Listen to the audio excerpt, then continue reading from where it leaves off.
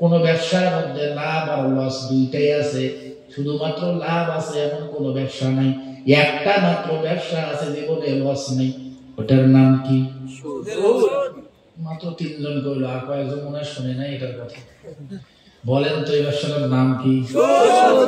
জোরে কর, আরো জোরে। জোরে হলো না? সবাই বলেন একসাথে, সুদ। অবশ্যই ব্যবসা যারা করে তাদের উপরে গিয়ার বেশি, গিয়ার পাওয়ার বেশি, আমি অন্যরকম।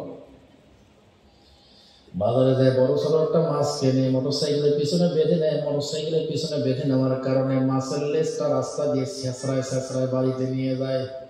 আর মানুষকে দেখায়, যারা দিন মজুর আছে, খেটে খাওয়া মানুষ আছে, হালাল পন্থায় যারা উপার্জন করে তাদেরকে দেখায়, দেখ তোরা তো দিন রাত পরিশ্রম করে মাথার ঘাম পায়ে ফেলে বাজারে গিয়ে বড় মাছ কেনার সাহস পাইস না। আর আমি ফুটবাবুর মতো জমিদারের মতো ঘুরে বেড়াই, 2.5 লাখ টাকার মোটরসাইকেল দিয়ে আবার বাজারে গিয়ে সব থেকে বড় মাছটা কিনে খাই। এই ধরনের দেমা গলা, বলেন তো সুদের ব্যবসায়ী দুনিয়াতে আছে না? না। আমরা ওই কপাল পোড়া কুলাঙ্গার ব্যক্তিটারে বলতে চাই, ওরে সুদের ব্যবসা করনেওয়ালা কপাল পোড়ারে জেনে রাখ, শুনে রাখ, হাড় ভাঙা পরিশ্রম করা মানুষদের অর্থের মূল্য তোর কাছে নাই। জেনে রাখ, শুনে রাখ, বাজার থেকে সুদের টাকা দিয়ে মুইগের রুই কাতল মৃগেল কিনে তো তুই খাইস না, টাটকা পায়খানা তুই সুদের টাকা দিয়ে কিনে খাইস। বলেন ঠিক কি না? টাটকা পায়খানা কিনে খাই, এগুলো বললে জানাজা পড়বে না, এগুলো জানাজা না, এগুলোর কোনো জানাজা নেই। জানাজা নাই, জানাজা ঝামেলার চিন্তা আমি করতেছি না, যদিও বিদেশ থেকে আসছে। কারণ আমাদের কণ্ঠ চলে হচ্ছে কোরআনের পক্ষে। কোরআনের বিরুদ্ধে যারা আছে তারা বেজার হলো কি না হলো, খুশি হলো কি না হলো, ওই চিন্তা করে আমরা এখানে বসি নাই। বসেছি আমরা কোরআনের হক কথা বলার জন্যই। কোথায় ফাটবে ফাটুক, কোথায় ছিড়বে ছিড়ুক, প্রয়োজনে পরে সিলাই দিয়ে তারপর বাড়ি যাবো। কথা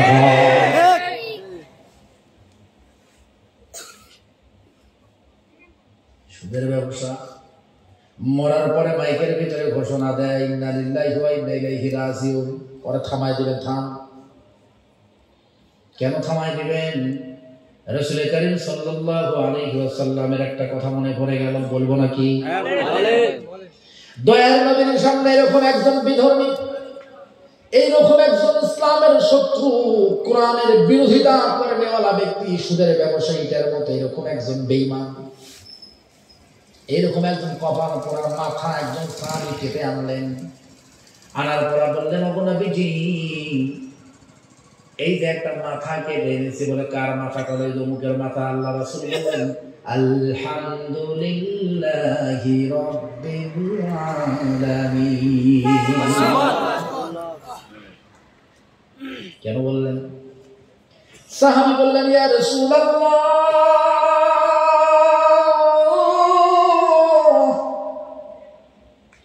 আমরা তো জানি মানুষের মৃত্যুর সংবাদ শুনলে ইন্না লিল্লাহি ওয়া ইন্না ইলাইহি রাজিউন পড়তে হয়, ঠিক কি না? কিন্তু আপনি কেন যেন মৃত্যুর সংবাদ শোনার পরে আলহামদুলিল্লাহ বলে আল্লাহর প্রশংসা করলেন? জানতে চাই। দয়ার নবী, মায়ার নবী বললেন, সাহাবী রে, বিপদের সংবাদ শুনলে মানুষ ইন্না লিল্লাহ পরে, কথা ঠিক আছে, কিন্তু প্রত্যেকটা মানুষের মৃত্যুর সংবাদ কিন্তু ইমানদারের কাছে দুঃসংবাদ হতে পারে না। কিছু কিছু নামধারী মানুষ আছে যাদের মৃত্যুর সংবাদ ইমানদারদের জন্য সুসংবাদ হয়ে যায়। বলেন সুবহানাল্লাহ।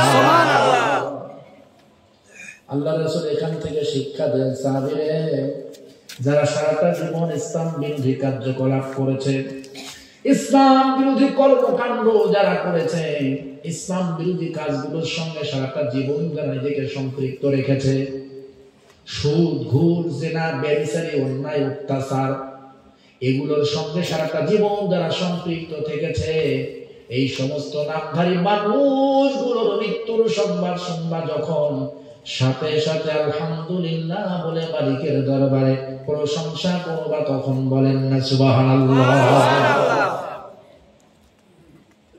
আল্লাহ রাসূল বললেন, সুদ করে জানাজা যাবি না, ওর জানাজার দরকার নাই। সুদখোর বললে সুদখোরে দেখতেও যাবে না, সুদখোর জীবিত থাকলে দেখা হলো আর সালাম দিবি না, সালাম দেওয়া জায়েজ নাই। সুবহানাল্লাহ ভাই নাকি? সুবহানাল্লাহ। সালাম হলো ইমানদারের জন্য। কার জন্য? ইমানদারের জন্য। ও বেটা তো সুদখোর, সুদ খায়, আর কিছু সালাম।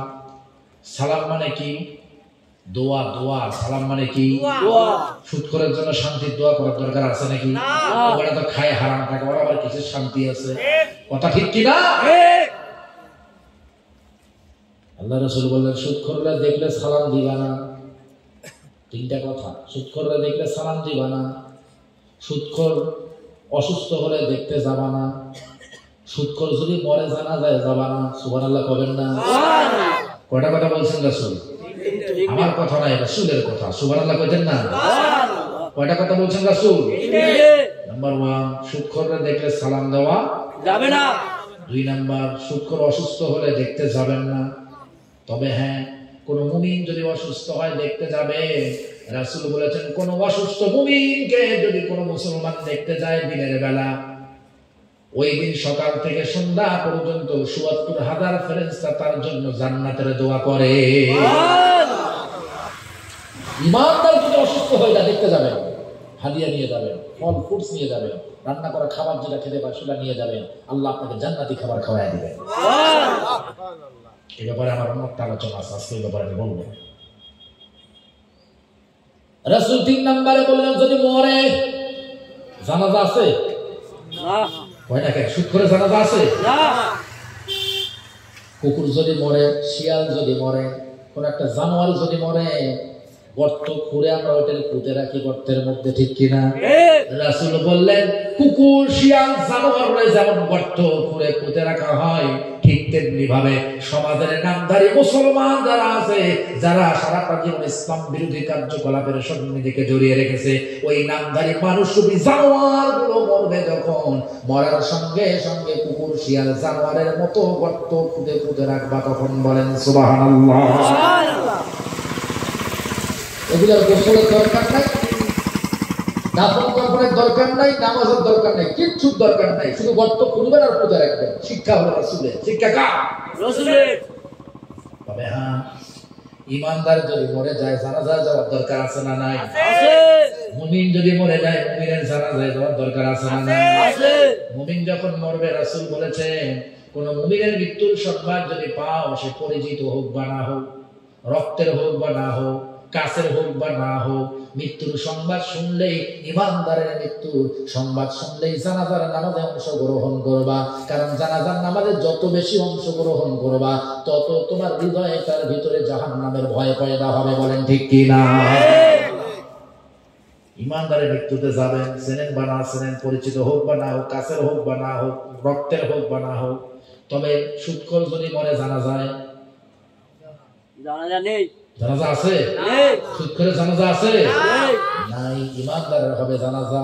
আল্লাহ তুমি ইমানদারের জানাজা আমাদেরকে বেশি বেশি অংশগ্রহণ করার তৌফিক দান করুন। আমার বন্ধুগণ, তাহলে পৃথিবীর জমিনে সব ব্যবসার ভিতরে লাভ আর লস দুইটাই আছে না নাই? আছে।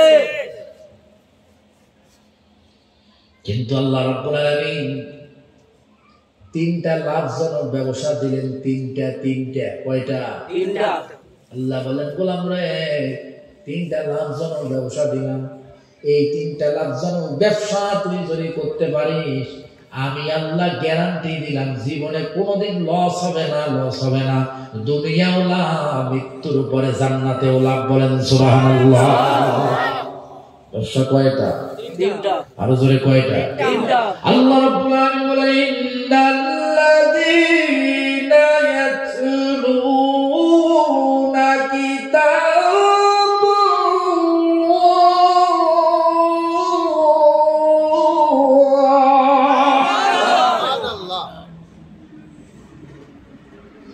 1 নম্বর, বিস্তারিত বলবো না, আসলে সংক্ষেপে বলে যায় যেগুলো রাত্র 12টা পার হয়েছে। আল্লাহ রাব্বুল আলামিন বললেন গোলামরে 1 নম্বরে লাভজনক ব্যবসা হলো ইন্নাল্লাযীনা ইয়াতলুনা কিতাবাল্লাহ। আল্লাহ রাব্বুল আলামিনের কোরআনুল কারীমটা তেলাওয়াত করা। বলেন সুবহানাল্লাহ। এবার আসেন বাস্তবতার দিকে চলে যায়। এই দুনিয়ার জমিনে এমন কোন মুসলমান নাই যে মুসলমানের ঘরের মধ্যে আল্লাহর কোরআন নাই। প্রত্যেকটা মুসলমানের ঘরে আল্লাহর কোরআন কমপক্ষে একটা করে আছে না নাই? আছে। মুসলমান ভাইগুলো বলেন আছে না নাই? আছে। কিন্তু খোঁজ নিয়ে দেখেন তো ওই কোরআনুল কারীমটা পড়া হয় নাকি? আজকে বাড়িতে গিয়ে দেখবেন আপনার বাড়ির টাকের মধ্যে যে কোরআনুল কারীমটা উঠায় রেখেছেন, ওই কোরআনুল কারীমের উপরে টিকটিকি পায়খানা করেছে, ওই কোরআনুল কারীমের উপরে মাকড়সা বাসা বেঁধেছে, ওই কোরআনুল কারীমের উপরে ধুলো বালি পরে উপরের কভারটা পর্যন্ত কি কালার তাও আর বোঝা যাচ্ছে না, ঠিক কিনা? দিন যায়, মাস যায়, বছর যায়, যুগ চলে যায়, কোরআন হাত দিয়ে ধরা হয় না। এমন কোরআন শরীফ মনে হয় মুসলমানদের ঘরে নাই। এমন পরিবার মনে হয় বাংলাদেশে, শুধুমাত্র বাংলাদেশে আছে, ভারতে নাই। আমার বন্ধুগণ, কেন আপনি কোরআনুল কারীমটা শুধুমাত্র ঘরের টাকের মধ্যে উঠায় রাখলেন? আল্লাহকে শুধুমাত্র কোরআনুল কারীম ঘরের টাকের মধ্যে উঠায় রাখার জন্য দিয়েছে নাকি? আল্লাহ কিন্তু কোরআনুল কারীম টাকার মধ্যে উঠায় রাখার জন্য দেয় নাই। মৃত ব্যক্তির বাড়িতে গিয়ে শুধুমাত্র পড়ার জন্য দেয় নাই। মৃত ব্যক্তির কবরের পাশে দাঁড়ায় দাঁড়ায় কিন্তু পড়ার জন্য দেয় নাই। আপনার বাবা মরছে 40 দিনে, 1 বছরে 3 দিনে, 7 দিনে অনুষ্ঠান করে এই কোরআনুল কারীম পড়ার জন্য কিন্তু আল্লাহ কোরআন দেয় নাই। কোরআনুল কারীম আল্লাহ রাব্বুল আলামিন জীবিত মানুষের জন্য দিয়েছেন। কেন দিয়েছেন? এই কোরআন গোলাম পড়বে, কোরআন বুঝবে, কোরআন মানবে, কোরআন দিয়ে সমাজ পরিচালনা করবে, কোরআন দিয়ে পরিবার পরিচালনা করবে। এই জন্যই আল্লাহ রাব্বুল আলামিন কোরআনটা দিয়েছেন। বলেন সুবহানাল্লাহ। আপনার বাবা অসুস্থ হয়েছে, নিয়ে গিয়েছেন ডাক্তারের কাছে। Doctor ECG, ultrasound, X ray, blood test, urine test, এরকম অনেকগুলো টেস্ট দেওয়ার পরে টেস্টের রিপোর্ট গুলো দেখে বড় একটা প্রেসক্রিপশন করে দিয়েছে। এবার বলেন তো দেখি, এই প্রেসক্রিপশনের মধ্যে লেখা আছে যেগুলোর নামগুলো কি? ঔষধ। এবার এই প্রেসক্রিপশনটা নিয়ে এসে সুন্দর করে ভাঁজ করে প্রাণের বিবিরে বলছে, ও সকিনার মা, এটা সুন্দর করে আলমারির ভিতরে ভাঁজ করে রাখ, সাবধান, তেলাপোকা আমরা কাটে না, সাবধান, আবার কোনো ধুলোবালি পড়ে না। আচ্ছা বলেন তো দেখি, অসুস্থ বাবারে ডাক্তার দেখাইছে, প্রেসক্রিপশন দিয়েছে, বাবারে ডাক্তার দেখায় ঘরের মধ্যে বসায় রেখেছেন, প্রেসক্রিপশন আলমারির মধ্যে ঢুকে রাখছেন। বলেন তো দেখি, অসুস্থ বাবাটা বাঁচবে না মরবে? মরবে। মনে হয় বোঝেন নাই কথা। বুঝে থাকলে বলেন তো, অসুস্থ রোগীরে ওষুধ খাওয়ালেন না, খালি প্রেসক্রিপশন ঘরের মধ্যে ভাঁজ করে রাখলেন, রোগী বাঁচবে না মরবে? মরবে। আমার বন্ধুগণ, কেন মরবে? কারণ হলো ডাক্তার রোগীরে ঔষধ খাওয়ানোর জন্য প্রেসক্রিপশন করে দিয়েছে। ওই প্রেসক্রিপশন মাফিক ঔষধ না খাওয়ায়া প্রেসক্রিপশন যত্ন করে ঘরের আলমারির মধ্যে রেখে দিলে রোগী যেমন সুস্থ হবে না, ঠিক তেমনি ভাবে যে কোরআনুল কারীম দিয়ে মুসলমানের জীবন পরিচালনার জন্য, পরিবার পরিচালনার জন্য, সমাজ পরিচালনার জন্য কোরআন নাযিল হইল, ওই কোরআন দিয়ে যদি সমাজ পরিচালনা, ওই কোরআন দিয়ে যদি পরিবার পরিচালনা, মুসলমানের জীবন যদি পরিচালনা না হয়, ঘরের টাকের মধ্যে যদি শুধুমাত্র ঝুলায় রাখা হয়, আল্লাহে মাওলার কসম করে বলি, ইমানদারদের ঈমান বাঁচবে না। ইমানদারদের ঈমান মরে গিয়ে শুধুমাত্র নামধারী মুসলমান জমিনে থাকবে। বলেন ঠিক কি না? কথা কি বোঝা যায়? কোনো ভেজাল আছে? তাহলে কি করতে হবে? আল্লাহর কোরআনটা পড়তে হবে, আল্লাহর কোরআনটা বুঝতে হবে।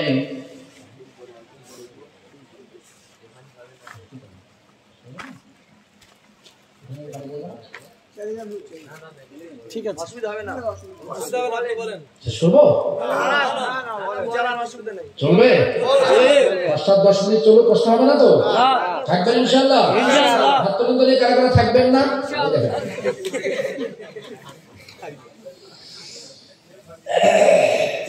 জীবনের শ্রেষ্ঠ সময়, জীবনের শ্রেষ্ঠ সময় জীবনের শ্রেষ্ঠ সময়, জীবনের শ্রেষ্ঠ সময় বন্ধু আর মিলবে না, এ সুযোগ হারায়ও না, এ সুযোগ আর পাবে না, এ সুযোগ হারায়ও না কারো ফান্দে পড়িয়া।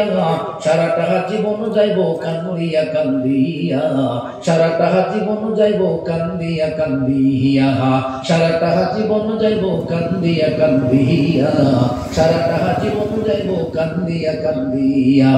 জীবনের শ্রেষ্ঠ সময়, জীবনের শ্রেষ্ঠ সময়, জীবনের শ্রেষ্ঠ সময়, জীবনের শ্রেষ্ঠ সময় বন্ধু আর মিলবে না, এ সুযোগ হারায়ও না, এ সুযোগ আর পাবে না, এ সুযোগ হারায়ও না কারো ফান্দে পড়িয়া।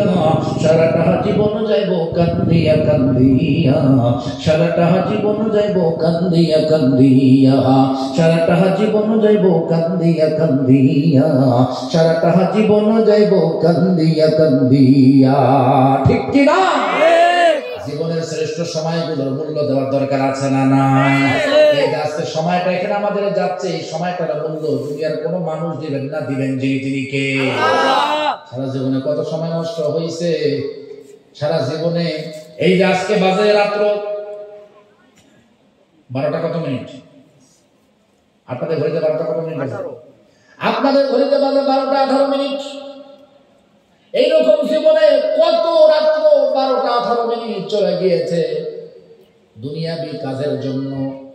ওই 12টা 18 মিনিটের সময়গুলোতে চলে গিয়েছে, ওগুলোর মূল্য যদি নাও পান, আজকে যে 12টা 18 মিনিট পার হয়ে যাচ্ছে, এই 12টা 18 মিনিটের মূল্য দিবেন ময়দানে মাহশারে আপনাকে আমাকে, যিনি কে। জোরে বলেন সুবহানাল্লাহ। কেন আল্লাহ রাব্বুল আলামিন দিলেন? কারণ হলো আল্লাহর কোরআন শোনার জন্য বসেছি। কোন কোরআন? যেই কোরআন শুনলে বান্দার ঈমান বেড়ে যায়। সুবহানাল্লাহ। ইন্নাল্লাযীনা, আল্লাহ রাব্বুল আলামিন জানিয়ে দিলেন, ওয়া ইযা তুলিয়াত আলাইহিম আয়াতুহু যাদাতুহুম ঈমানা।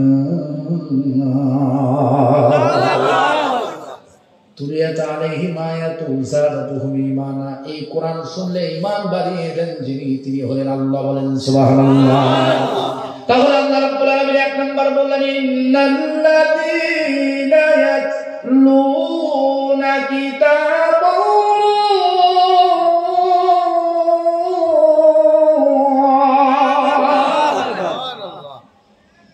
ও বন্ধু, দুনিয়াতে কত কবি সাহিত্যিকদের কত কিছু পড়ে জীবনটা শেষ করলাম। ও বন্ধু, জীবনে কত ঘন্টা তুমি পত্রিকা পড়ে পড়ে শেষ করে দিলা। ইন্ডিয়াতে পত্রিকা নাই মনে হয়? ইতিহাস পত্রিকা পড়ে, পত্রিকা পড়ে পড়ে কত ঘন্টা তুমি নষ্ট করলাম। ও যুবক বন্ধু, মোবাইলের ভিতরে ফেসবুক চালায়া চালায়া জীবনের কত ঘন্টা তুমি নষ্ট করে দিলা। কিন্তু আল্লাহর কোরআনটা তুমি পড়তে শিখলা না। কি জবাব দিবা আল্লাহর কাছে ময়দানে মাহশারে? একবার চিন্তা করে দেখি।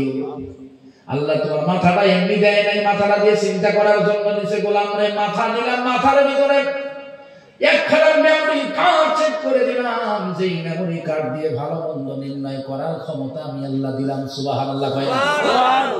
আল্লাহ বলে, গোলাম রে, ওই মেমোরি কার্ডটা দিয়ে ভালো মন্দ চিন্তা করে আমি আল্লাহর কোরআনটা দিয়ে গবেষণা করে করে জীবনটা কাটিয়ে দিয়ে। সুবহানাল্লাহ। বন্ধু, একবার ওকে চিন্তা করো না। দুনিয়ায় কত সরা মুখস্থ করলা, কত কবিতা মুখস্থ করলা, কত উপন্যাস করে করে জীবনে কত ঘন্টার সময় নষ্ট করলা। কিন্তু এমন কপাল পোড়া অনেক মুসলমান আছে জীবনে কোনোদিন আল্লাহর কোরআনটা খুলে দেখে না। আছে না?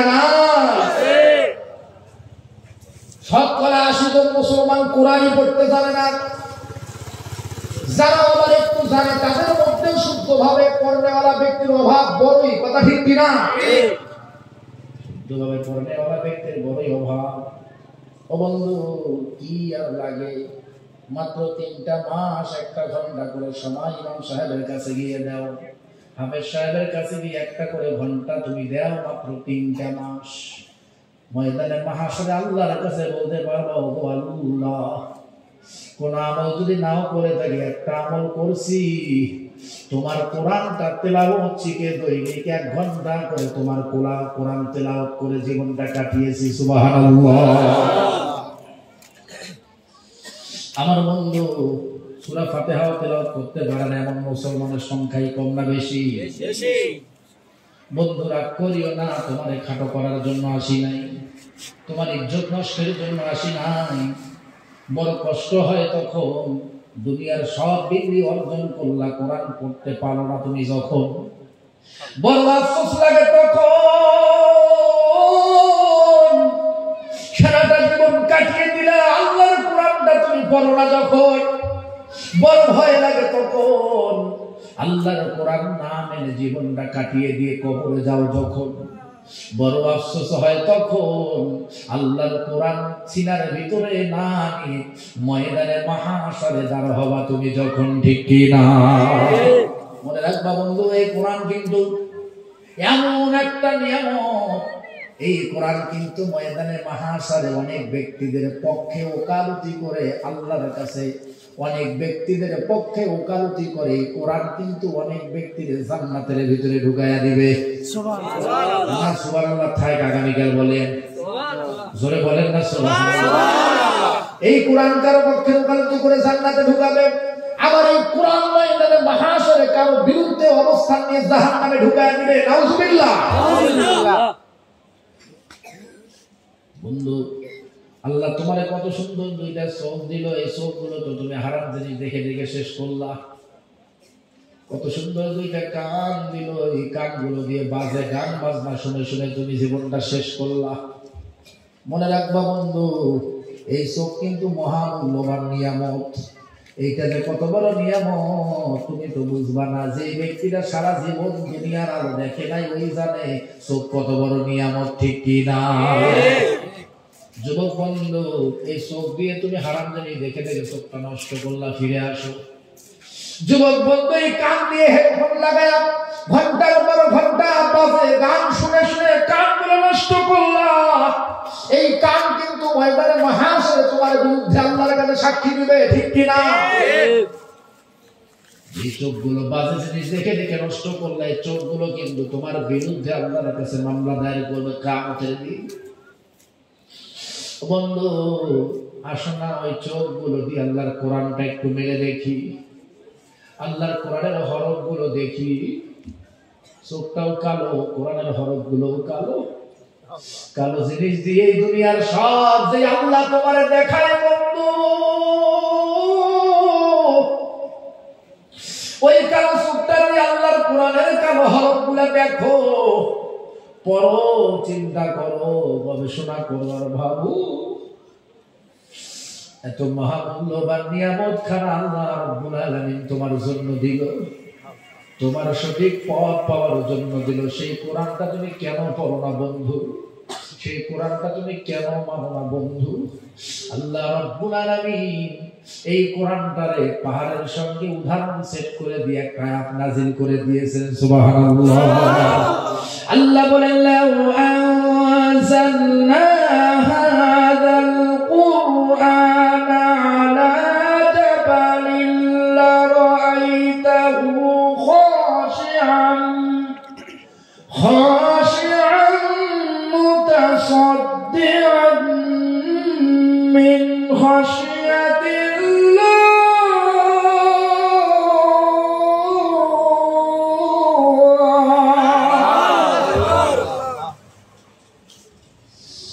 দয়ার নবীর উদ্দেশ্য করে মহান মালিক বললেন, নবীজি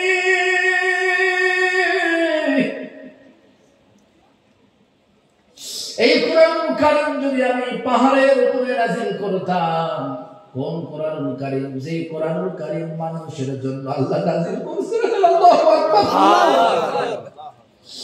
ও দুনিয়ার বন্ধু রে, আল্লাহ বললেন, নবীজি এই কোরআন যদি আমি মানুষের উপরে নাযিল না করে পাহাড়ের উপরে নাযিল করতাম, পাহাড় যদি আমি আল্লাহর কোরআন সম্পর্কে জানতো আর বুঝতো, তাহলে পাহাড়টা আল্লাহর ভয়ে থরথর করে কাঁপুনি শুরু করে দিত। আল্লাহকে একটা ডাক দেন তো, আল্লাহ। জবান ছেড়ে বলেন আল্লাহ, আল্লাহ, আল্লাহ। বললাম, ভগবানে পাহাড়ের সঙ্গে কোরআনের উদাহরণটা তুমি কেন নাজিল করে দিলা? পাহাড়ের সঙ্গে কোরআনকারীর উদাহরণটা তুমি কেন সেট করে দিলা? আল্লাহ রাব্বুল আলামিন জানিয়ে দিলেন, ওয়াতিলকাল আমসালু নাদরিবুহা লিন-নাসি লাআল্লাহুম ইয়াতাফাক্কারুন।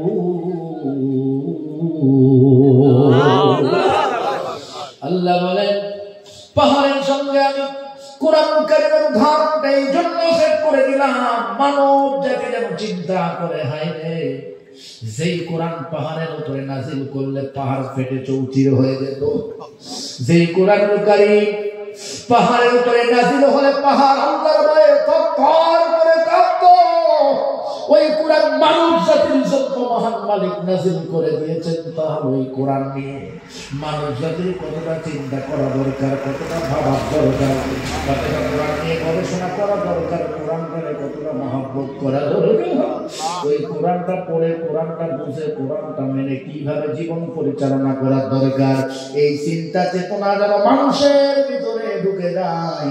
এই জন্য আমি আল্লাহ রাব্বুল আলামিন কোরআনুল কারীমের উদাহরণটা পাহাড়ের মধ্যে সেট করে দিলাম। বলেন সুবহানাল্লাহ।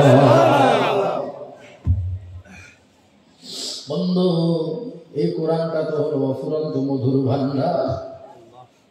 কত কবি সাহিত্যিকেরা কত কি কয়, কত গায়কেরা কত দামি দামি যন্ত্র দিয়ে কত গান গায়, 2, 4, 5, 7 দিন 10 দিন শোনা যায়, খুব ভালো লাগে।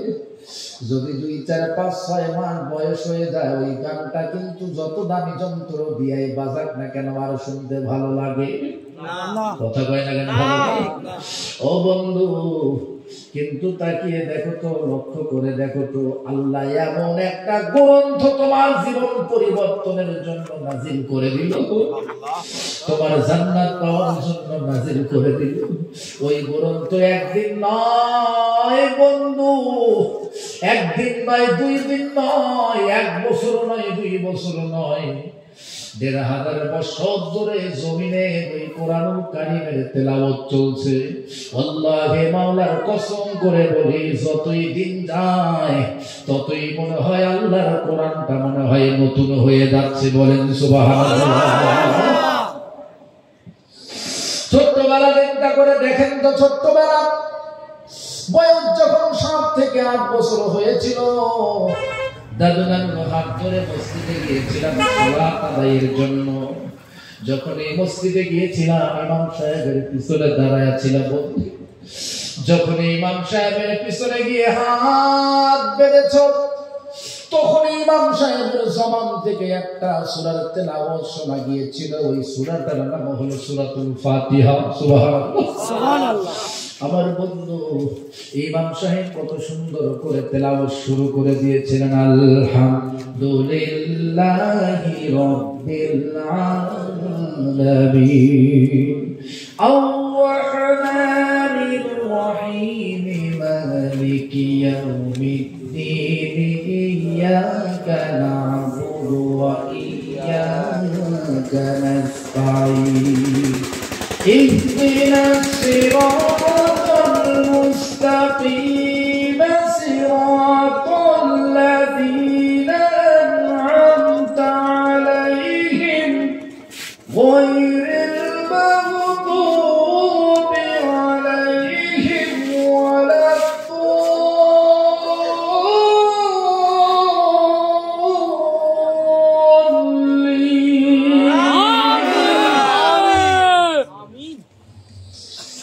আমার প্রাণ প্রিয় 24 পরগনার বন্ধু, ছোট্টবেলা থেকে ইমাম সাহেবের পিছনে দাঁড়ায় দাঁড়ায় এইভাবে সূরাতুল ফাতিহা তেলাওয়াত শুনতে শুনতে আজকে কিন্তু আমাদের মাঝে, আমাদের ডানে বামে সামনে পিছনে অনেক মুরব্বী আছে, তাদের বয়সটা 60-70 বছর হয়েছে। আছে না নাই? আছে। আমার বন্ধু, ছোট্টবেলা থেকে যে সূরাটা শুনে শুনে বড় হইলা, বলো তো দেখি আজকে ৭৪ বছর পরে ওই সূরাটা মসজিদের ইমাম সাহেব পড়ে কি পড়ে না? পড়ে। বলো তো দেখি ওই সূরার ভিতরে 1 ফোঁটা মজা কমছে নাকি? না। আল্লাহ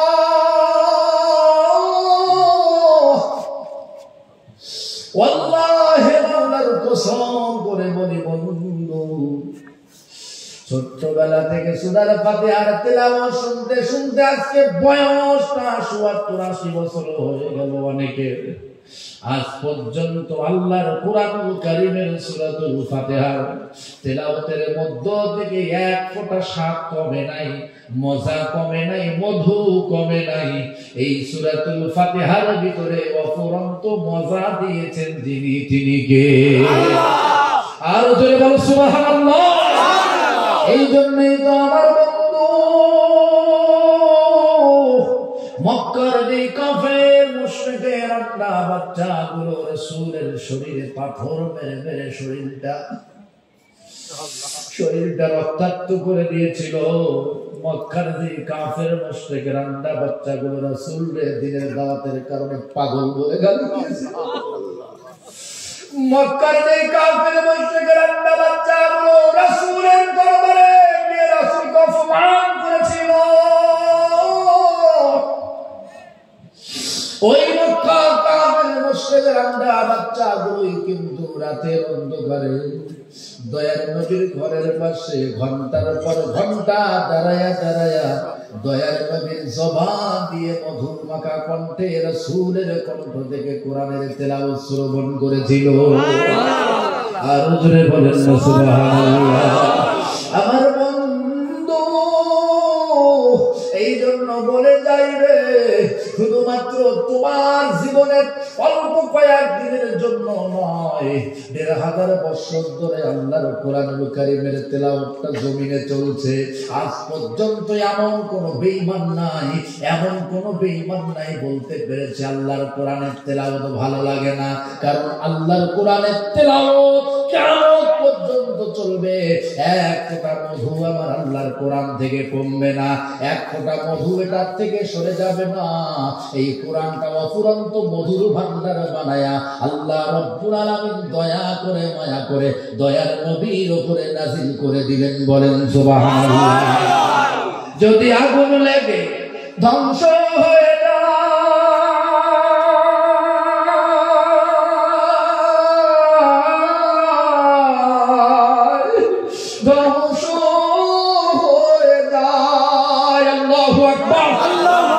যদি আগুন লেগে যায় পুড়ে যায়, যদি আগুন লেগে যায় পুড়ে যায় পৃথিবীর সব বইয়ের দোকান, তবু বিশ্ব থেকে হারাবে না মাওলার কোরআন। ঠিক কিনা?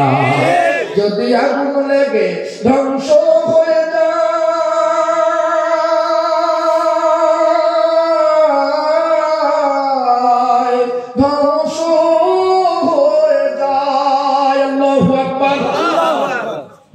যদি আগুন লেগে যায় পুড়ে যায়, যদি আগুন লেগে যায় পুড়ে যায় পৃথিবীর সব বইয়ের দোকান, তবু বিশ্ব থেকে হারাবে না মাওলার কোরআন, তবু পৃথিবী থেকে হারাবে না মাওলার কোরআন। বলেন ঠিক কিনা?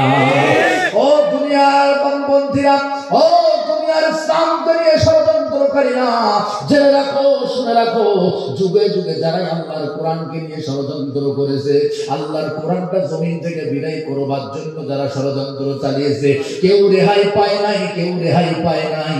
তোমরাও যদি আল্লাহর কোরআনকে পৃথিবী থেকে সরানোর জন্য ষড়যন্ত্র করো, কেউ রেহাই পাবা না। ফেরাউন, নমরুদ, হামানের মতো দৃষ্টান্তমূলক শাস্তি দিয়ে পৃথিবী থেকে বিদায় নিতে হবে। ঠিক কি না? আল্লাহর কোরআনের পক্ষে থাকতে রাজি আছো মুসলমান? আল্লাহর কোরআন নিয়ে বাঁচতে রাজি আছো মুসলমান? আল্লাহর কোরআনের জন্য জীবন দিতে রাজি আছো মুসলমান? আল্লাহর কোরআনের পক্ষে কারা কারা থেকে জীবনটা কাটিয়ে দিতে চাও? ঈমান জজবা যদি থাকে, দুটো হাত টান টান করে আকাশের দিকে তুলে আমার আল্লাহকে সবাই দেখা।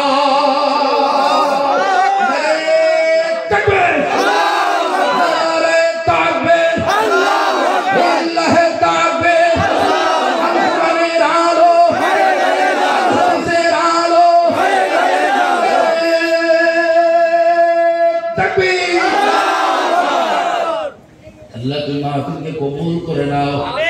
আমিন। আমার বন্ধু অনেক লম্বা চৌড়া আলোচনা আমি আজকে আর যাব না সামনে। যেই রব্বুল আলামিন কোরআনুল কারীমকে তোমার জীবন পরিবর্তনের জন্য নাযিল করলো, যেই রব্বুল আলামিন তোমার জীবনের ভাগ্যের চাকাটা ঘুরিয়ে দেওয়ার জন্য কোরআনুল কারীমটা নাযিল করলো, যেই কোরআনুল কারীম তোমার জীবনের সমস্ত সমস্যার সমাধানের জন্য কোরআনটা আল্লাহ নাযিল করলো, সেই কোরআন আমরা বাকি জীবনে পড়ব কি পড়ব না? কোরআন পড়ার দরকার আছে না? আছে। আজ থেকে নিয়ত করা যায় কি বাবা? আল্লাহ জীবনে অনেক কিছু শিখছি, আজ থেকে নিয়ত করলাম তোমার কোরআনটা পড়া শিখবো। আল্লাহ আল্লাহ যারা নিয়ত করছে সকলে নিয়তগুলো কবুল করে নাও। আল্লাহ এই কোরআন আমাদের বিরুদ্ধে কিয়ামতের দিনে মামলা দায়ের করুক আমরা চাই না। এই কোরআন যদি আমাদের বিরুদ্ধে চলে যায় তোমার জাহান্নাম ছাড়া উপায় থাকবে না। আল্লাহ এই কোরআনের সুপারিশ তুমি আমাদের তকদিরে কিয়ামতের দিন জুটায় দাও, বলেন আমিন। আমার বন্ধু তিনটা লাভজনক ব্যবসার কথা বলছিলাম, অনেকগুলো আয়াত হাদিস অনেকগুলো ইতিহাসের মধ্যে লুকায়িত আছে। প্রথম কথাটা বলতে গেলেই কোরআনুল কারীমের গুরুত্ব সম্পর্কে বলতে গেলে 2 ঘন্টা চলে যাবে, আজ নয়। জীবনে কোনোদিন সুযোগ হলে সেদিন দেখা হবে বাবা। আমার বন্ধু 1 নাম্বার জীবনে যতদিন বেঁচে থাকবো আল্লাহর কোরআনটা তেলাওয়াত করব। 2 নাম্বার আল্লাহ রাব্বুল আলামিন লাভজনক ব্যবসার কথা বলতে গিয়ে জানিয়ে দিলেন ওয়া আকামুস সালাহ। আল্লাহ বলেন গোলাম রে সালাত প্রতিষ্ঠা কর, সালাত প্রতিষ্ঠা কর। মুসলমানের ঘরে তো আমি তোরে জন্ম দিলাম, তোরে আর নতুন করে কালেমা পড়ে মুসলমান হতে হবে তা নয়। আমি তোরে মুসলমান বানায়া দিলাম, তার মানে আমাকে ডাকার জন্য পথটা একেবারে সহজ করে দিলাম। সুবহানাল্লাহ। আচ্ছা বলেন তো আপনার আমার জন্মটা যদি মুসলমানের ঘরে না হয়ে বিধর্মীর ঘরে হতো তাহলে কি জান্নাত পাওয়া সহজ হতো না কঠিন হতো? এখন মুসলমানের ঘরে আল্লাহ জন্ম দিয়েছেন, এখানে আল্লাহর দয়া আছে না নাই? বলেন আলহামদুলিল্লাহ। বন্ধু আল্লাহ বললেন গোলাম রে মুসলমানের ঘরে জন্ম দিলাম, শুধুমাত্র নামের মুসলমান হয়ে জীবনটা কাটাইস না, মরার পরে যেন জান্নাতে মেহমান হইতে পারিস। এই জন্য আকামুস সালাহ, সালাত প্রতিষ্ঠা কর, সালাত প্রতিষ্ঠা কর। আমি আল্লাহর কাছে সিজদা দে, মাথা নত কর। মাথা নত করলে তোর তকদীরটা আমি আল্লাহ খুলে দিয়ে জান্নাতি বানায়া দিব। করে বলেন সুবহানাল্লাহ। আল্লাহ তুমি আমাদের সকলকে নামাজি বানায় দাও, আমিন। এই ব্যাপারে অনেকগুলি কথা আছে, সংক্ষেপ করে দিলাম, রাত্র গভীর। আমার বন্ধুগণ 1 নম্বর কোরআনুল কারীম সারা জীবন তেলাওয়াত করব। 2 নম্বর সালাত জীবনে কোনোদিন ছাড়বো না। কারা কারা জীবনে সালাত ছাড়বেন না হাত ধরে দেখান তো বাবা। যা করেছেন করেছেন, আজ থেকে আল্লাহর কাছে মাফ চাও। আল্লাহ তুমি সবার হাতগুলো কবুল করে নাও, আমিন। আল্লাহ সবার হাতগুলো কবুল করে নাও, আমিন। আল্লাহ জীবনের গুনাহগুলো মাফ করে দাও, আমিন। আল্লাহ আমরা বুঝি নাই রে, বুঝি নাই। আল্লাহ জীবনের গুনাহগুলোর দিকে তাকাইও না, তুমি আমাদের গুনাহগুলো মাফ করে দাও। 3 নাম্বার আল্লাহ রাব্বুল আলামিন বললেন ওয়া আনফাকু মিম্মা রাযাকনাহুম সিররান ওয়া আলানিয়াতান ইয়ারজুনা তিজারাতান লান তাবুর। 3 নাম্বার লাভজনক ব্যবসা হলো ওয়ানফাকু মিম্মা রাযাকনাহুম সিররান ওয়া আলানিয়া। বলেন তো এই দুনিয়াতে আমরা যারা আছে আমাদের ঘরে টাকা আছে না নাই? আছে। সম্পদ কম বেশি সবাই আছে না নাই? আছে। ভালো ভালো ব্যবসা বাণিজ্য আমাদের মধ্যে আছে না নাই? আছে। আল্লাহ বলেন গোলাম রে তোরে যে টাকাগুলো দিয়েছি এগুলোর মালিক কিন্তু তুই একাই নইস। এগুলো কিন্তু শুধুমাত্র আমি তোর জন্য দেই নাই। তোর কাছে যে টাকাগুলো দিলাম এই টাকাগুলো আশেপাশে যত দরিদ্র অসহায় মিসকিন আছে তাদের হক কিন্তু আমি তোর টাকার মধ্যে রেখে দিলাম। সুবহানাল্লাহ। কিন্তু এই দুনিয়ায় অনেক টাকাওয়ালা আছে শুধুমাত্র নিজের পকেটে ভরায়, একতলা থাকলে 3 তলা করে, 3 তলা থাকলে 5 তলা করে, 1 বিঘা জমি থাকলে 5 বিঘা করার চিন্তায় থাকে। 1 কোটি টাকা ব্যাংকে আছে, 10 কোটি ধান্দায় থাকে, কিন্তু মিসকিনদের পাশে দাঁড়ায় না, মাদ্রাসার জন্য টাকাগুলো খরচ করে না, দিনের জন্য খরচ করে না, আল্লাহর দিন পাওয়ার জন্য, আখিরাত পাওয়ার জন্য অর্থ সম্পদ খরচ করে না। এই ধরনের কৃপণ বলেন তো ইন্ডিয়াতে আছে না নাই? আছে। এই এলাকায় অবশ্য একটাও নাই? আছে। আছে। আমার বন্ধুগণ, আল্লাহ রাব্বুল আলামিন কিন্তু আপনাকে টাকাগুলো দিয়েছেন, আপনার টাকার মধ্যে থেকে ইতিমের হক দিতে হবে, আপনার টাকার মধ্যে অসহায়দের হক আছে সেগুলো দিতে হবে, আপনার অর্থের মধ্যে মসজিদ মাদ্রাসায় দিতে হবে, আপনার অর্থের মধ্য থেকে ইতিমদেরকে সহযোগিতা করতে হবে।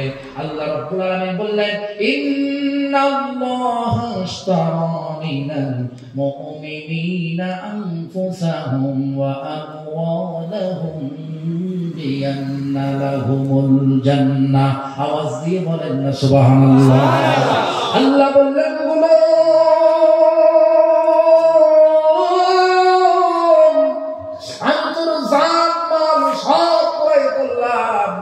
তোর মহাপতের প্রাণটা আমি আল্লাহ কিনে নিলাম, হাড় ভাঙা পরিশ্রমের টাকা পয়সা ধন দৌলত যা আছে সব আমি আল্লাহ নিয়ে নিলাম। আমরা বললাম, মাবুদ রে, হাড় ভাঙা পরিশ্রমের টাকাগুলো কত কষ্ট করে রোজগার করেছি, তুমি নিয়ে নিলা, বিনিময় কি দিবা জানতে চাই। আল্লাহ বললেন, বিআন্না লাহুমুল জান্নাহ। আওয়াজ দিয়ে বলেন না সুবহানাল্লাহ। আল্লাহ বললেন,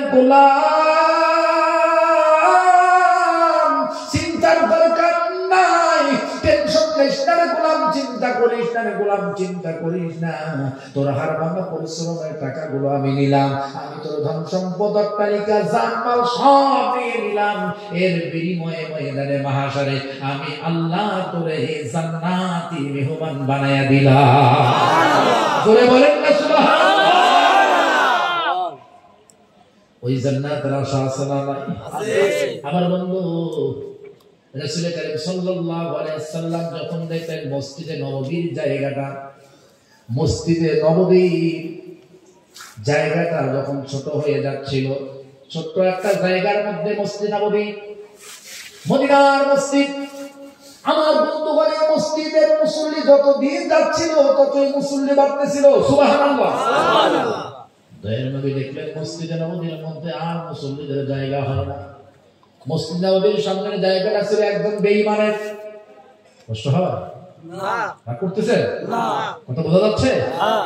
আপনি 4-5 মিনিট চলবে তো ইনশাআল্লাহ? হ্যাঁ, যাবেন না তো? আল্লাহ তুমি কবুল করো, আমিন। আমার বন্ধুগণ, মসজিদে নববীর সামনের জায়গাটা একদম বিধর্মী ছিল। দয়ার নবী, মায়ার নবী ওই মসজিদ নববীর সামনের জায়গাটা ক্রয় করার জন্য জায়গার মালিকের কাছে প্রস্তাব দিল। রাসূল কারীম সাল্লাল্লাহু আলাইহি ওয়াসাল্লাম বললেন,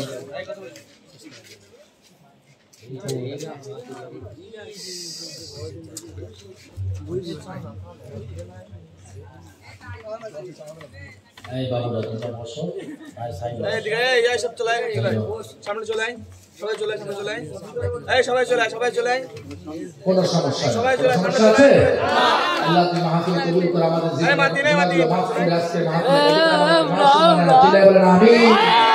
আমার বন্ধুগণ, মসজিদ নববীর সামনের জায়গাটা হলো একজন বিধর্মী। দয়ার নবী মসজিদে নববীর সামনের জায়গার মালিকটারে প্রস্তাব দিল, ভাই তুমি দেখো তো মসজিদে নববীর সামনের জায়গাটা মসজিদ নববীর জন্য দিয়ে দেওয়া যায় কিনা। বিধর্মীটা বলল, না গো না, এই জমি আমি এমনি দিতে পারবো না, এই জমির দাম অনেক বেশি। বললো, যদি বিক্রি করা হয়, যদি আমি কিনতে চাই তাহলে কি বিক্রি করা হবে নাকি? বলে হ্যাঁ, তাহলে করবো। দয়ানবী বলেন, কয় টাকা নিবা? বিধর্মীটা বলল, এটা যদি বিক্রি করি তাহলে এত টাকা দিতে হবে। রাসূল কারীম সাল্লাল্লাহু আলাইহি ওয়াসাল্লাম ওই টাকা দিয়ে কিনতে পারলেন না। আল্লাহর রাসূলের কাছে এই মুহূর্তে অত টাকা ছিল না। আল্লাহর রাসূল মসজিদে নববীর মিহরাবে বসে ঘোষণা দিলেন, মদিনার সাহাবীরা রে, এমন কি কোন মুসলমান আছো নাকি, এমন কি কোন ঈমানদার আছো নাকি যে ঈমানদারটা জান্নাতের লোভে, জান্নাতের আশায় মসজিদে নববীর সামনের জায়গাটা ক্রয় করে আল্লাহর দ্বীনের জন্য লিখে দিবা? আমার বন্ধু,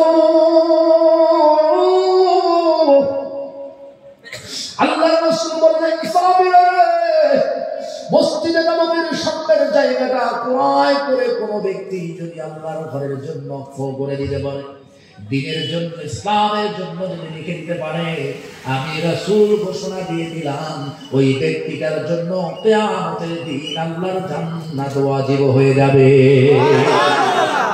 আমার বন্ধু, এই ঘোষণাটা দয়ার নবী মসজিদ নববীর মেহরাবে বসে দিলেন যখন। আল্লাহ রাব্বুল আলামিনের প্রিয় গোলাম, দয়ার নবীর প্রিয় সাহাবী হযরত ওসমান রাদিয়াল্লাহু তাআলা আনহু, সুবহানাল্লাহ। এই ওসমান কিন্তু সাধারণ কোন সাহাবী ছিলেন না। এই ওসমানের সঙ্গে দয়ার নবীর কলিজার সম্পর্ক ছিল, সুবহানাল্লাহ। যেন কলিজার সম্পর্ক ছিল বন্ধু। ওসমান রাদিয়াল্লাহু তাআলা আনহু যদি দেখতেন যুদ্ধের ময়দানে দয়ার নবীর কলিজার দিকে কোন তীর চলে আসছে, এই ওসমান যুদ্ধ করা বন্ধ করে দিয়ে রাসূলের বুকের সামনে গিয়ে নিজের বুকটা পাতিয়ে দিতে, যাতে করে রাসূলের কলিজার মধ্যে ওই তীরটা না ঢোকে। আমার বন্ধু হযরত ওসমান রাদিয়াল্লাহু তাআলা আনহু ঘরে আসলেন যখন, তার কানের মধ্যে কথাটা উঠায়া দেওয়া হলো, তখন ওসমান রাদিয়াল্লাহু তাআলা আনহু যখন জানতে পারলেন দয়ার নবী বলেছেন মসজিদে নববীর সামনের জায়গা ক্রয় করে দিতে পারলেই জান্নাতের গ্যারান্টি, সুবহানাল্লাহ। এবার বলেন তো, সাহাবীদের কাছে অর্থ সম্পদের দাম বেশি ছিল না জান্নাতের দাম বেশি ছিল? আপনার আমার কাছে অর্থের দাম বেশি না জান্নাতের দাম বেশি? না না, আপনার আমার কাছে, দুনিয়ার মানুষের কাছে অর্থের দাম বেশি, জান্নাতের দাম বেশি নয়। জান্নাতের দাম যদি বেশি হইতো, মুসলিম সমাজের মধ্যে কখনো কোনো অসহায় দরিদ্র ইতিম মিসকিন খুঁজে পাওয়া যেত না। তার মানে বোঝা যায় মুসলমানদের কাছে জান্নাতের দাম কম, অর্থের দাম বেশি, ঠিক কিনা? কিন্তু এই চিন্তার পরিবর্তনের দরকার আছে না নাই? কেমন চিন্তা করবেন? আসুন ওসমান রাদিয়াল্লাহু তাআলা আনহুর কাছ থেকে শিক্ষা নেই। হযরত ওসমান রাদিয়াল্লাহু তাআলা আনহু যখন জানতে পারলেন মসজিদে নববীর সামনের জায়গা কিনে দিলেই জান্নাতের গ্যারান্টি, রাসূল করিম সাল্লাল্লাহু আলাইহি ওয়াসাল্লামের বক্তব্য অনুযায়ী রাসূলের সাহাবী হযরত ওসমান চলে গেলেন জমির মালিকের বাড়িতে। জমির মালিকের বাড়িতে গিয়ে বললেন, ও ভাই, মসজিদে নববীর সামনের জায়গাটার খুবই প্রয়োজন। তিনি বললেন, মুহাম্মদ বলেছিল আমাকে জায়গাটার কথা, কিন্তু আমি ওই দামে বিক্রি করবো না। বলে, কত হলে বিক্রি করবা? বলে, তুমি কিনবা নাকি? বলে, হ্যাঁ কিনবো। আমার বন্ধুগণ, ওসমান অনেক ধনী সাহাবী ছিলেন। ওসমান যে ধনী সাহাবী ছিল এটা জায়গার মালিক ভালো করেই জানতো। এই জন্য জায়গার মালিক যেই দামটা তখন বলেছিল, তৎকালীন সময়ে বাজার মূল্যের থেকে মূল্যটা 100 গুণ বেশি ছিল। কত গুণ বেশি? 100 গুণ বেশি। আমার বন্ধু হযরত ওসমান রাদিয়াল্লাহু তাআলা আনহু বললেন, এই দাম হলে কি জায়গা বিক্রি হবে? বলে, হ্যাঁ হবে। বলল, 100 গুণ বেশি নয়, যদি 500 গুণ বেশি দিয়েও জায়গাটা ক্রয় করতে হয়, আমি ওসমান তারপর এই জায়গা ক্রয় করে তারপর রাসূলের দরবারে যাব। বলেন সুবহানাল্লাহ। আমার প্রাণপ্রিয় বন্ধুগণ, কেমন ছিল জান্নাতের আশা? সাহাবায়ে আজমাইনদের কেমন ছিল বাণিজ্যবা? দুনিয়াকে তারা লাঠি মেরেছে আল্লাহর জান্নাতের আশায়, দুনিয়ার সব কিছু তারা বিলিয়ে দিয়েছে আল্লাহর জান্নাতের আশায়। আমার বন্ধু ওসমান রাদিয়াল্লাহু তাআলা আনহু তৎকালীন সময়ে বাজার মূল্যের থেকে 100 গুণ বেশি মূল্য দিয়ে মসজিদে নববীর সামনের জায়গাটা ক্রয় করে ফজর হওয়ার আগে আগে রাসূলের দরবারে গিয়ে হাজির। সুবহানাল্লাহ। আল্লাহ রাসূল বললেন, কে গো? এই ভোরবেলা কে আমার ঘরে? রাসূলের সাহাবী বললেন, নবী, আমি ওসমান, আপনার আদরের সাহাবী। সুবহানাল্লাহ কইতে সুবহানাল্লাহ। আল্লাহ রাসূল দরজা খুলে দিয়ে বললেন, ওগো সাহাবী রে, ওগো ওসমান, এই ভোরবেলা তুমি আমার বাড়িতে কেন? সাহাবী বললেন, নবীজি, আপনি না ঘোষণা দিয়েছিলেন মসজিদে নববীর সামনের জায়গা যদি কেউ ক্রয় করে দিতে পারে আল্লাহর জান্নাত তার জন্য ওয়াজিব হয়ে যাবে। ওগো নবীজি, কথাটা কি সত্য নাকি? আল্লাহর রাসূল বললেন, ওসমান রে, হ্যাঁ সত্য, আমি বলেছিলাম কাল ময়দানে মাহশরে আমি রাসূল তার জান্নাতের গ্যারান্টি দিয়ে দিলাম। সুবহানাল্লাহ। এবার ওসমান বলে, ওগো নবীজি,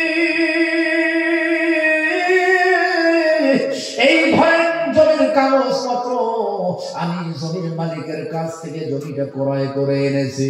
আল্লাহ রাসূল বললেন, ওসমান রে কত দিয়ে ক্রয় করেছো? দয়ার নবীকে ওসমান বললেন, নবীজি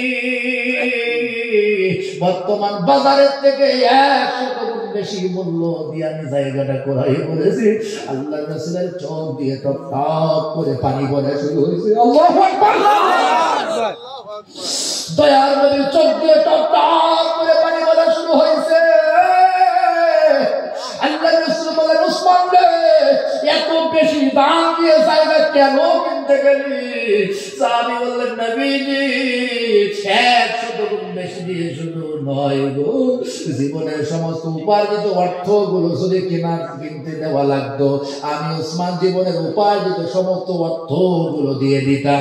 কারণ আমার দুনিয়ার অর্থের দরকার নাই, সম্পদের দরকার নাই, আমার দরকার হলো রাসূলের সঙ্গে জান্নাত। আমার প্রিয় বন্ধু, দয়ার নবী মায়ার নবী আমাদের উসমানকে বুকের মধ্যে জড়ায় নিয়ে বলেন, ও আল্লাহ, আমার যে উসমান জান্নাতের আশায় হাড় ভাঙার পরিশ্রমে টাকা দিয়ে মসজিদে নববীর জায়গা ক্রয় করে দিয়েছে, আল্লাহ রাসূল বুকের মধ্যে জড়ায় ধরে বলেন, ও আলী, আমার এই আদরের সাহাবীটারে কাল ময়দানে মাহশরে তুমি জান্নাত দিয়ে দাও। আর জোরে বলেন সুবহানাল্লাহ। আমার বন্ধু, ওই ওসমানের মতো জান্নাতের আশা আমাদের আছে না নাই? আছে। আমার বন্ধু, কার কার ওসমানের মতো জান্নাতে যাওয়ার আশা আছে? একটু হাতগুলো তোলেন তো দেখি, হাতগুলো তোলেন। আল্লাহ তুমি হাতগুলো কবুল করে নাও, আমিন। ওসমানের সঙ্গে জান্নাতে ঢুকায়া দাও, আল্লাহ ওসমানের সঙ্গে জান্নাতি বানায়া দাও, আল্লাহ জীবনের গুনাহগুলো মাফ করে দিয়ে তুমি জান্নাতীদের কাতারে শামিল করে না, বলেন আমিন। আমার প্রাণ প্রিয় বন্ধু ধরে আমার, আসুন তো দেখি ইমানি জজবানি, ওসমানের মতো ইমানি জজবানি আল্লাহর কোন কোন গোলাম এখানে আছেন। এই যে ছোট্ট একটা মাদ্রাসার ঘর, এই মাদ্রাসার ঘরটা অনেক বড় করতে হবে। এখানে হাজার হাজার তলবে আমরা কোরআন শিখবে, দিন শিখবে, ইসলাম শিখবে, ঈমানওয়ালা হবে, আমলওয়ালা হবে, দিনের দায়ী হবে। এই মাদ্রাসাটাকে বড় করার জন্য আমার বন্ধুগণ, এই মাদ্রাসাটাকে অনেক ভালো করার জন্য, সুন্দর করার জন্য এই মাদ্রাসাটার জায়গার দরকার, অনেক টাকার দরকার, রড সিমেন্ট ইট বালুর দরকার। খুশি মনে কারা কারা আছেন বন্ধু এই মাদ্রাসাটা বানানোর জন্য হযরত ওসমানের মতো ইমানি জজবা নিয়ে কারা কি দান করবেন? একজন ব্যক্তি হাত তোলেন তো, খুশি মনে এই মাদ্রাসাটা বড় করার জন্য কি দিতে পারবেন? ও বন্ধু, দুনিয়ার ব্যাংক ব্যালেন্স সব দুনিয়াতে থেকে যাবে, দুনিয়ার ব্যাংকের টাকাগুলো ব্যাংকে থেকে যাবে, দুনিয়ার অট্টালিকাগুলো সব থেকে যাবে, দুনিয়ার ধন সম্পদগুলো থেকে যাবে। আমার বন্ধু, ভালো বাড়ি, ভালো গাড়ি, এসি বিল্ডিং, এসি ফ্ল্যাট সব দুনিয়াতে থেকে যাবে। মরার পরে শুধুমাত্র সাদা কাপড় দিয়ে কবরে তোমার বিদায় করা হবে। ও বন্ধু, এই কবরটা যদি জান্নাতের বাগান আমার আল্লাহ বানায়া দেয়, সেই জান্নাতের বাগানের আশায় আল্লাহর কোন কোন গোলাম আছে খুশি মনে আসো তো দেখি, একটু হাতটা তোলো তো দেখি। এই মাদ্রাসাটা বড় করার জন্য খুশি মনে একজন ব্যক্তি খুশি মনে কত টাকা দিতে পারবা? একজন ব্যক্তি হাত ওঠো, আল্লাহ তুমি হাতটা কবুল করে নাও, চিল্লায় বলেন আমিন। লিল্লাহি তাকবীর, আর জোরে বলেন লিল্লাহি তাকবীর। কি নাম ভাইজান? আব্দুর রাজ্জাক ভাই, খুব তাড়াতাড়ি আব্দুর